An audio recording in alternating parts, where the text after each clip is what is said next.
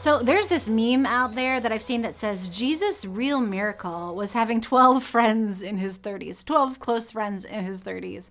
And as I was reading it, somebody else went on to say, and they weren't the husbands of of his wife's friends, right? And we're talking this week about friendships. Let's be really honest. Friendships can be really hard, can't they? Especially if they're like new friendships, because they come with like a lot of vulnerability.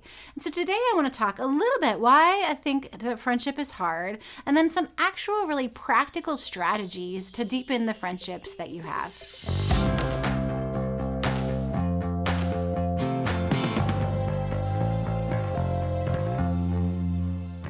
So I was a moved kid. If you've been around Calvary, you've heard me say this before. I went to 5 elementary schools and 3 different high schools.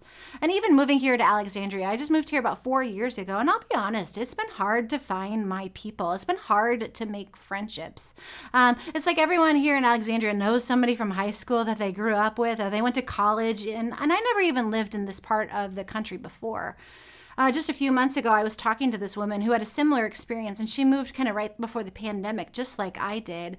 And I asked her, and we were talking about what it was like to be new to the community. And she said, you know what? This is what I've experienced since living in Alexandria. She goes, everyone is really friendly, but I don't have any friends. We were talking about the difficulties it is to make friends. But here's the reality. Studies show that in 2019, 47% of people in our country reported that they were feeling lonely. But then after the pandemic, they repeated that study and they discovered that 58% of people report feeling lonely. And studies, even more than that, show that loneliness can have a big, significant impact on our lifespan. The same amount as, get this, 15 cigarettes a day. 15 cigarettes a day is the equalness to people feeling lonely. It shortens your life that much. And I would think that if we had those kind of statistics on anything else like heart disease or diabetes, we would call it an epidemic and we would talk about it aggressively and create campaigns. But what are we really doing when it comes to loneliness? And the truth is, too, is that social media, as much as we think that it connects us with each other, it's actually made it worse. A lot of times people are scrolling and they're seeing other people's highlight reels. And then it makes them feel like they aren't and don't have enough on their own. They scroll and they look at the other parents from the soccer team and how they all went out to dinner after the game. Or they look and see that people are hanging out with their college friends and maybe they weren't included. Or, they're looking to see that people are having friends and play dates with other kids, but you weren't invited. Social media has actually made it worse. Another sad statistic is that the younger you are, the higher your level of loneliness in our country is. Meaning that boomers have the least amount of loneliness, followed by Gen Xers, and then it keeps going down to millennials are more lonely. Gen Z is the most lonely, meaning that we are raising a very lonely and disconnected generation. And honestly, my kids are in this generation. So if I'm really honest, this breaks my whole heart. And it's not that we're not around other people, right? The world population has never been higher than it is currently today. But we have a lot of relationships in our lives that I think are really very surface level. So how do we get those surface level relationships to go deeper in our lives? How do we actually connect deeply on a really real level with other people? I've got a couple of things that I think would really help with that. Number one is that we have to share our stuff. There's another meme out there that says the 2 hardest things to ever say out loud is number 1, I need help, and number 2, Worcestershire sauce. But the first one I think is really true. I need help. To sit there and share the stuff that's going on in your heart and your life with another person, let's be honest, it's really vulnerable. But honestly, it's the only way for us to be able to show up as our authentic selves and to create those authentic, real relationships that we want and desire in our lives. A number of years ago, like almost 15 years ago at this point, a friend, and we were kind of surface level friends. She came into the church on a Wednesday night and she said to me, she came up to me really kind of close and she said, Angie, I need some help. And I said, okay, like I'm willing to help. She goes, my kids have head lice and I need someone to check my hair.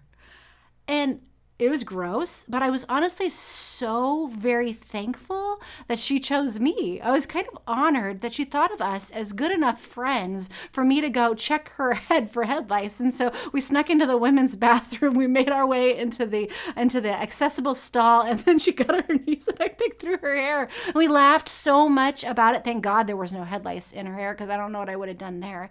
But the truth is that moment where she shared her stuff, it solidified our friendship, and it continues to go on really strongly today.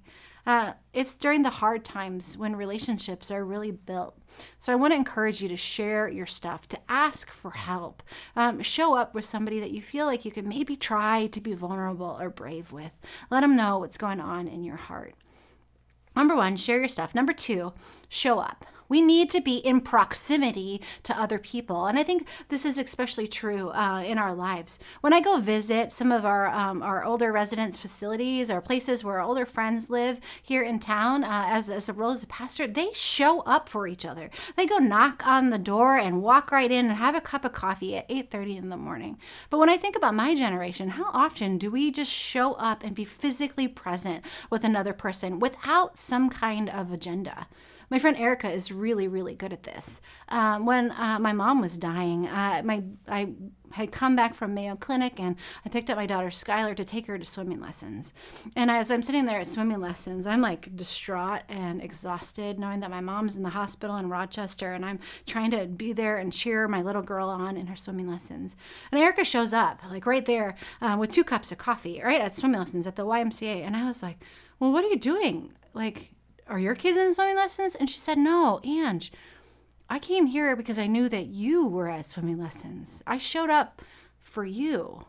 You see, that proximity, that showing up to unannounced with coffee and needed, that strengthened and solidified our relationship. It took me so long to process that she showed up just for me. She knew, and I spent the next 30 minutes just crying and lamenting about all the pain in the world that I was experiencing, and she just listened. We drank our coffee, and then Sky came out of the pool, and we walked out. But number 1, share your stuff. Number 2, show up for other people in your lives. And number 3, invite.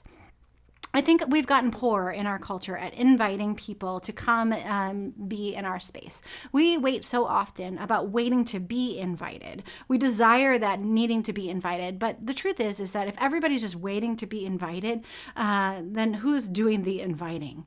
I want to encourage you to go and do the inviting, because that's what Jesus did when Jesus walked this world. Jesus said things like in Matthew said, why don't you come to me? Or I'm going to your house today, or come and abide in me. Jesus did all the inviting. He didn't wait until someone invited him into his home. Jesus went and just showed up and invited himself into their home. He sent out all those invitations.